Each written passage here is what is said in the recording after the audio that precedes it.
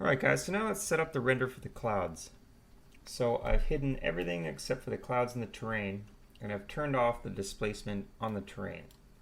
And one thing, since I know we're in our camera here, one thing I'm just going to do is I'm going to move the placement of our fourth cloud here. I found a better position for it. I'm just going to kind of plop this. And as far as our camera, I might end up rendering this with a 35mm lens. Something like this so we can see the whole set a little better. Alright, so let's go in and view shaded mode. I'm going to go to frame 120, and maybe I'm going to scale this cloud down. And actually, I don't really like the noise. I'm just going to change the noise of the cloud just a little bit. Go into the cloud noise, and this is pretty quick. I'm going to maybe change the element size to 1.5. I really like the cloud on the left here. And under the advection, maybe boost the amplitude and the element size of that. Get some more of these wispies off the end.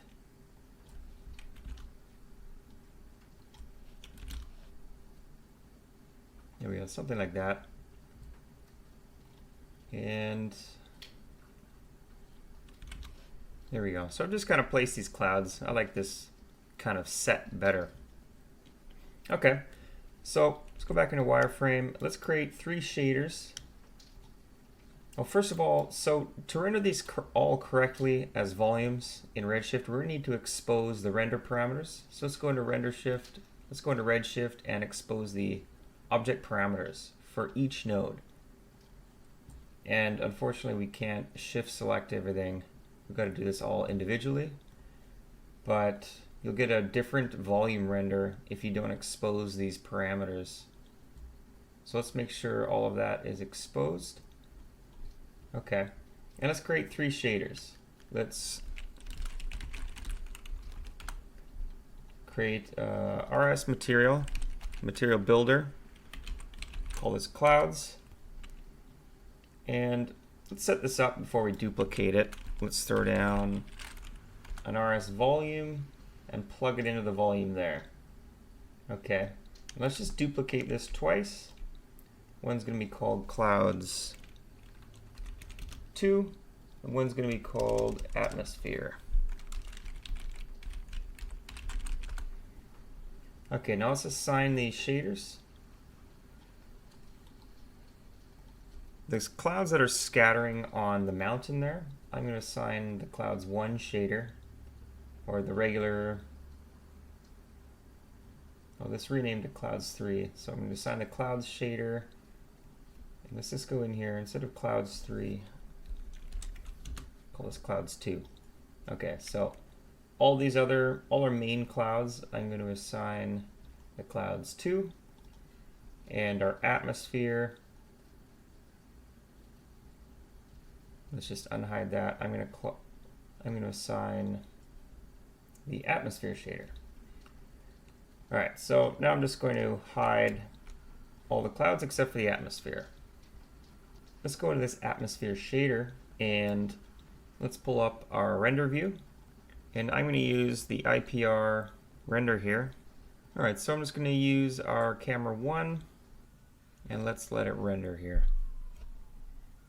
Okay, so we're starting with our atmosphere. Let's go into our out node. I just want to make sure that brute force rays, yeah, maybe I'm going to turn this down to 128 so we can get a quicker render.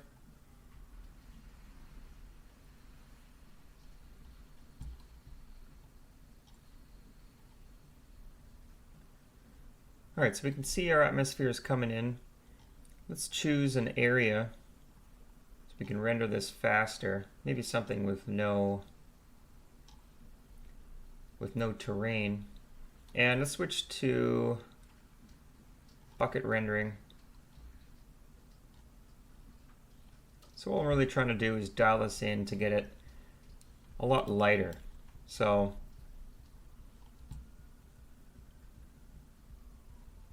let's just take a snapshot of that. What I'm going to do is I'm going to lower the density by 10. I just want this really subtle. And the absorption coefficient I'm going to take down to 0.05. And so you see we really got some subtle, just some subtle atmosphere fog, nothing too much. And you can see we already got some sample issues, but that's okay. So here we go. You see we got our atmosphere, breaks everything up a little bit. It's always easy to view on black, but I know it's in there, and you know, we're getting like lighter shadow kind of areas. We know that it's in there and working. And so you just kind of just dial in these parameters based on the density and the absorption coefficient. And it's going to be a little bit more apparent when we get to some of the bigger clouds. So I'm happy for this for the atmosphere. Let's kind of keep moving on, and let's see, let's stop this. I'm going to move our box now to the mountain, and let's work on the clouds that were over the mountain there. So let's go to our clouds here, and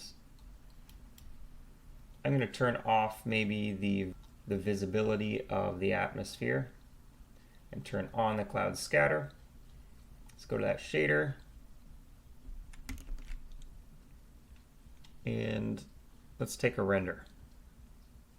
Okay, so I've switched back to IPR rendering, and I just kind of like to dial in the shader, and then when we get close, I'll switch back to bucket rendering.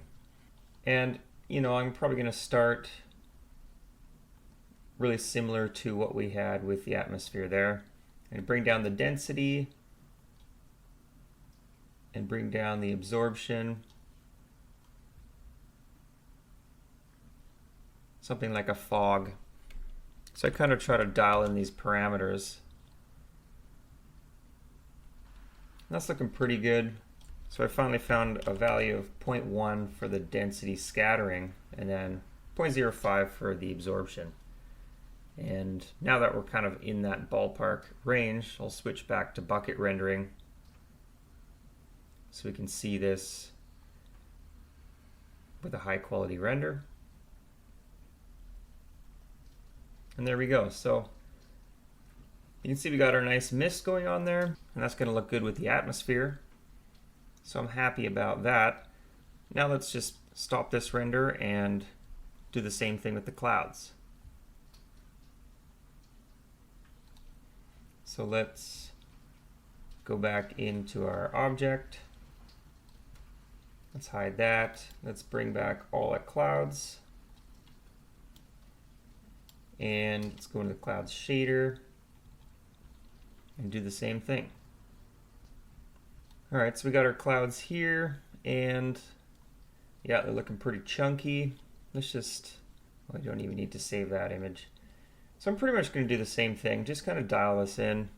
And I like the parameters from our atmosphere. So by lowering the absorption, we're lowering the density, but it's going to scatter more. So there we got a pretty good starting point for our clouds. Really liking the scattering going in there. And I'm just going to want to reduce the shadows. So let's go to the advanced in the shadow density. Let's reduce that by half. And there we have it.